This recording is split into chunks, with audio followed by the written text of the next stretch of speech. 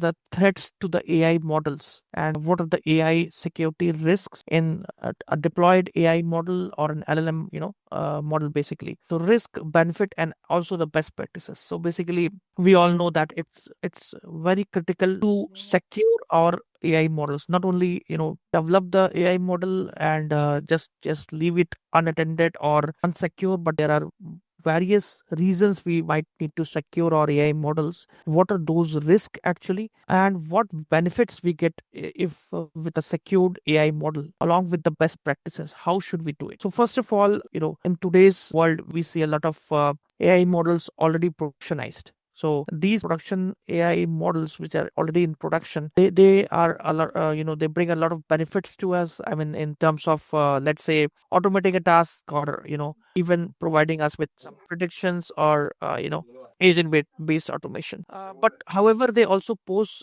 there is also a good amount of security risk involved parallelly while using these models, and we need to mitigate it. We must mitigate it in order to realize the full potential and follow the best practices, because we have seen there were a lot of recent events where large players or large companies, enterprises were being penalized just for some AI attacks. I mean, attacks on the AI models, or some leakage or data privacy risk basically. So in order to address those risks, we will go through what are those key security risks. So what are those key AI security risks that can affect AI, and also the security risk in the AI pipeline, and also the security risk which are posed by nowadays we are also using LLMs, so or generative AI. So what risks are involved there in a nutshell basically? So the key risk that can affect AI models, especially the AI models which are hosted there in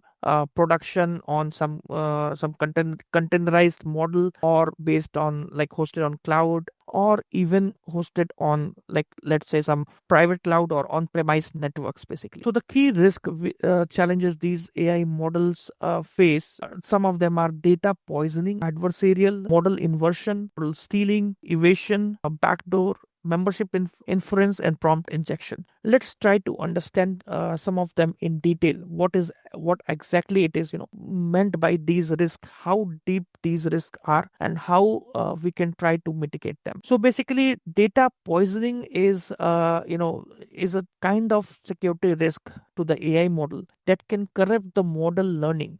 Basically what it can do, it can, whenever we train AI models, there is a lot of data set involved in training the model. So that trained data set involved at the back end or behind the model, in order to train it, might consist of some personal, sensitive, or even enterprise specific, or like enterprise internal data, private or confidential data as well, which we need to train this model with. So basically an AI model can be as efficient, or can guide in the right direction, if it is having the correct data at the backend. But suppose if we just alter that data, we just change that overall data set at the backend, what will happen? I mean, that model will go into the right direction, right? I mean, that model will start behaving suddenly start behaving in a wrong way. Maybe it can also pose a threat.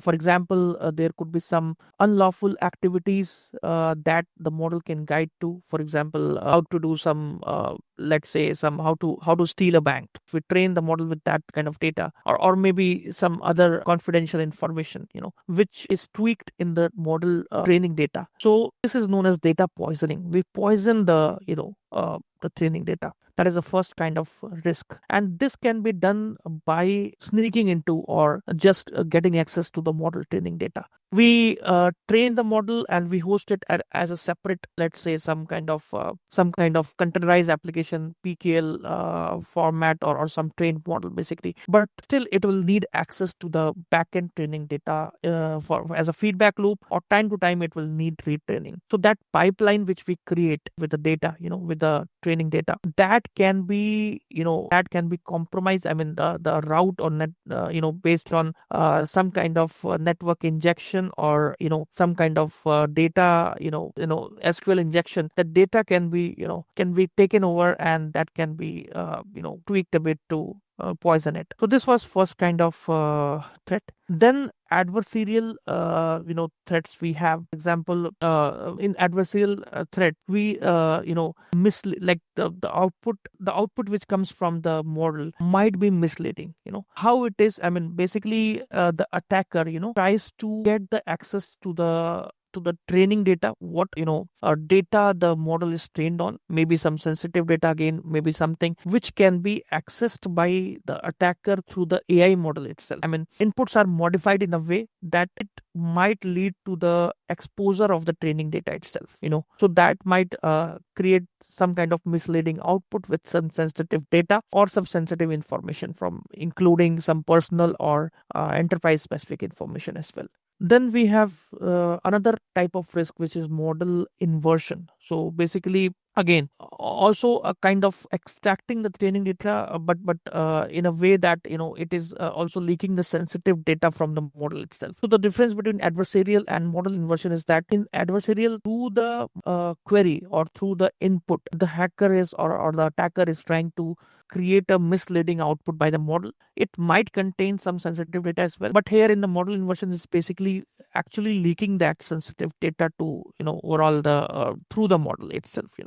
Then we have the next kind of risk, that is model stealing. So basically, model stealing is nothing but let's say there is a trained and a working model in production, then it might be like specific to an enterprise, or it is like copyright. So somebody might try to replicate that AI model by copying the behavior, by checking with, let's say, by trying to steal that model by providing certain inputs. They can see, or they can find what output it is providing, right? What output and based on that, they get the the input and the output data set. In a way, it is like a training data. So it's called as a model stealing. This can also be, it's not only that they can do it manually, but they can also do it in some automated way. They can steal the model by copying that overall behavior of the model, the output of the model. This can be automated as well by the hackers or attackers, and they can learn the model behavior, the input and the output, and replicate the same AI model for their use, basically, or maybe some some other use in some other place as well. Then we have another kind of risk, which is known as evasion. So evasion is basically evading the security of the guardrails of that particular AI model by bypassing the detection AI or the guardrails, basically. So what is guardrail? First of all, so guardrail is nothing but how we filter out the output of the LLM. Like, how do we restrict, or how do we sensitive data to go inside the LLM model, and also to avoid those sensitive data to come as a part of the output from the LLM model. So that is the work of a guardrail, and these guardrail can work on various types of filters, or from the data, like for example some personal or sensitive data, some abusive language, some some enterprise specific data, etc., or maybe terminology. So these guardrails avoid that, and this evasion security risk might, like, this can actually pose a threat to the guardrail bypassing that bypassing that overall guardrail applied security applied to the LLM or any AI model. So this how it can be done is by by there are multiple ways to like evade the security in the AI model, including guardrail. There are other security measures as well. Like for example, we also use firewalls. We also use WAF where the model is hosted. All those security, including guardrail, WAF, and everything firewall, can be evaded by by maybe some using some kind of prompts, like input by inputs, or maybe you making use of the output of the model to again feed it back and get more information from the. And then we have the next type of threat, which is known as backdoor. So backdoor is triggering malicious behavior of the overall model. Basically, if it if the attacker can learn what are some specific input on which model is behaving in a malicious way, like it is out of not exactly hallucination, but how it is producing that sensitive output through a specific input. That is also covered as a part of backdoor. And then we have the membership inference. So membership inference actually reveals private data of the, again, enterprise, but in a different way. Basically, it is like we pose as a attacker pose as a user of that model, and again reveal the private data. And then we also have prompt injection. So prompt injection is again bypassing the safeguards, but through prompt, providing, doing some kind of prompt tweaking, providing a completely different prompt which is not expected as a user. How do we run that AI model? So all these are some major security risks that can affect the published or AI models in production. But apart from that, we can also have some security risk in the AI pipeline itself. So AI pipeline is basically the security risk when we do the model training, the input data handling, the system architecture, and the model inference as well. So basically what happens that when we are training that model, for that we require some data. So if we are not handling the data properly, so it could be that oversharing of data, that beyond the scope of the data we are putting to the model, and it is in some way compromised by the attackers. It might be compromised by the attackers, so that again, that data or the training data which is sensitive in nature can be accessed by the attackers. So again, the supply chain attack is actually also by the third party. It can pose a risk on the data collection and handling part, and also training on the overly sensitive data. If we are directly training it without cleaning the data, the customer owned data, can pose a risk to the model. It can know that the confidential data behind it, and it might also reveal that to the users or attackers in that way. During model training also, when we train the model with the workloads and tools, so and fine tuning of the AI or Gen AI model. So if we expose that training system, how we are fine tuning the RAG pipeline, or if we are using prompt, if we are using, how do we train the overall through a system, like a loop or system. So that can also pose a risk, and data poisoning can happen there as well. Basically, data poisoning is again stealing of the training data, or by the untrusted party, or not validating the data integrity. Basically, now also it also depends on system architecture, how we are architecting the overall AI model, how we have architected it to work, what is the system architecture, and we have to see the privilege levels of the model, how what permissions are granted in the environment. For example, if we are using an AI based agent, AI agent, and that agent has the access or privilege to, let's say, reset someone's password, or from the backend system, AD system or something. And if we cannot do not have any checks or any role based access or access level in place, maybe that the same AI agent can reveal the password or reset the password of a wrong account, or so on. So that can also pose a security risk. And this unintended cross tenant access can also happen, where it can access the another tenant. So it's very critical what permissions we are giving to the models or agents to perform the work which they are assigned to. And also in the system architecture itself, it also depends on how we are securing that as at the infrastructure layer. What infrastructure is there in place for the AI model, including the private subnet, or including the web application firewall, or how we are granting the access to different data engineers or machine learning engineers to that. Basically, a team of overall team. So system architecture is very very critical in that way, and should be taken should be optimized for preventing this risk. So the fourth in the build and run phase itself, we have model inference. So model inference is basically API for interacting with the app and prompting the AI model. I mean, there are multiple, as we know that the models, these AI models which are there hosted in build and run phase or production, they also might have access to through the AI this API layer, through some API gateways, or maybe without that. So this API for interfacing with these models, because we might have to integrate this model with different systems through APIs, these prediction model or these AI model. In that way, basically these APIs can again pose a security risk by allowing the attackers to do the prompt injection, or also it can allow for like a way or a pathway. It can act as a pathway for the model extraction as well. Similarly, nowadays we also have many Gen AI and LLM based applications which are being productionized. So there are a lot of challenges and risk with those as well, like AI generated deep fakes might have heard or seen this recently, that there are many deep fakes happening. This means that somebody like an AI model which can steal somebody's appearance or voice or behavior, and can basically on a audio or a video, it can misguide people to be some other person, so like coming from an actual person, but that can steal maybe some kind of data or even money, etc., from other accounts.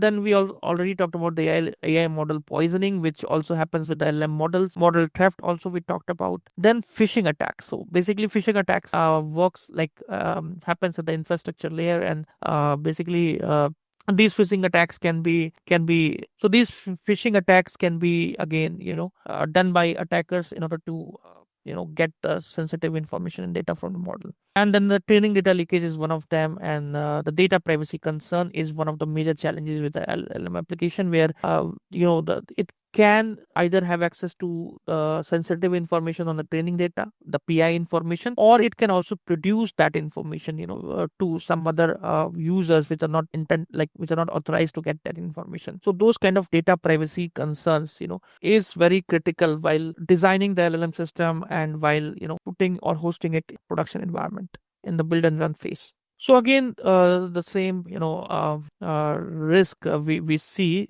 in a bit more detail.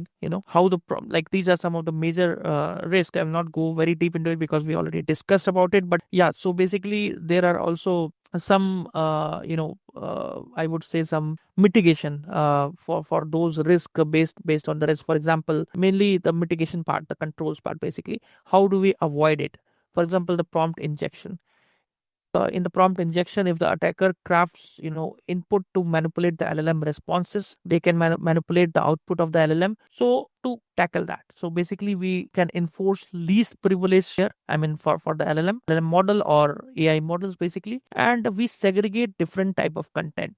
We segregate let's say the sensitive content into one bucket, which should not be directly accessed. It should have some additional privilege layer for that data. Also, we do some human reviews to control the prompt injection. We do it through some ethical reviews for the overall model, avoiding the prompt injection, and checking whether it is vulnerable or not. So vulnerability assessment is one of the key here as well. Then the insecure output handling, basically the case where LLM returns the executable codes, it can return some executable codes which can execute from the LLM window itself to the attacker also. So how do we control that is by using the output validation and coding and also the access control. How like it can be controlled to the RBAC model can help here. The training data poisoning, where the training data was poisoned, I mean by the attackers, malicious samples were injected in the training data, leading to the biased or unsafe output. So how do we control that? This can be controlled by using the data validation from time to time, the training data validation, what we are training the model with. Even before training, if we can validate it, maybe by using another system, maybe by using manually, but that might be some like a manual intensive effort intensive task. For that, maybe we can use some other critic systems or critic AI models which can validate the data before the even it is used to be like it is trained or passed over to the training loop for the AI model. And then the regular audits can be done on this data, and in order to check the sanity of the data and minimize the public data exposure. It should be minimized. We can check at the firewall level and at the access level that it should not be exposed to much people. And then we also have model denial of service risk, which is basically resource heavy heavy prompts which are created by the attackers, so causing overload and downtime of the model. So for example, if we ask the model, an AI model, let's say LLM model, to create an infinite loop or something as a user, we just ask them to keep generating the text over a period without any check in place. So that might also lead to the model overloading and might cause downtime altogether. So for that, we can do the rate limiting, the token limiting. Basically, we can limit the output of the LLM, see that the limits are applied, and it can only produce the required set of output only, and should have a limit. Then we also do some kind of checks or guardrails at the input level. What input the user is providing, that can also be checked and sanitized, even before passing it to the LLM. Then resource monitoring can be used, the infra or consumption monitoring of the overall LLM model, and we can limit that as well. Like either auto like make it auto limiting, or we can do it manually as well. Then there are others as well, like supply chain vulnerabilities. So like compromised libraries which affect the model integrity. So for that we have to check the vet the dependencies of the model on different libraries, and monitor the updates and secure the procurement. Then we have sensitive info disclosure, where LLM leaks the private or confidential information. So for that we have to apply filters for for the output filters or output guardrails before presenting it to the user, and that way we can avoid the exposing of the sensitive prompts, like prompts as well, data as well. Then insecure plugin design. So how do we, like, it's basically the plugin process unsafe input and causing the exploit. So for that we can use the security reviews, risk access and boundary checks. So we see a lot of controls which are common as well. So if we apply these common controls, it can actually deal with, or it can actually control a lot of these threats in common. So basically there are a couple of them more. For example, the model theft, so unauthorized access or copying that model. So again, that can be done using encryption, or basically access logging, which user is using the model how many times. That data can also be studied and analyzed, what if there is something going wrong, and then it can be limited as well. And the network segmentation, that we do a network segmentation of the model, provide output or work for people with on some particular network only. These are some of the security risk, and in very brief, and controls in very brief. So basically during this overall course, all of these has to be focused upon, I mean, all of these security risk and mitigation steps in detail, how it can be mitigated, and how it can be avoided. Then there are some security best practices checklist as well before implementing any AI or Gen AI or LLM model into production, which we have to utilize, or which we have to do a check before bringing that into production, and also keep on that practice as a regular process, in order to apply, like evaluate that model, apply checks, and also do regular vulnerability assessments. So these are some of them which we already talked, but basically the regular security audits, and implementing strong access control, the data encryption part, the training data, how do we like encrypt it. It should be in encrypted format as much as possible, so that it is not directly accessible or readable for the attackers. Then we should have the robust authentication mechanisms and the monitoring in place. Then employee training and awareness should also be done. By employee we mean that the people who are dealing with the admin part, or who are basically like doing the fine tuning or the data, handling the data part for the model.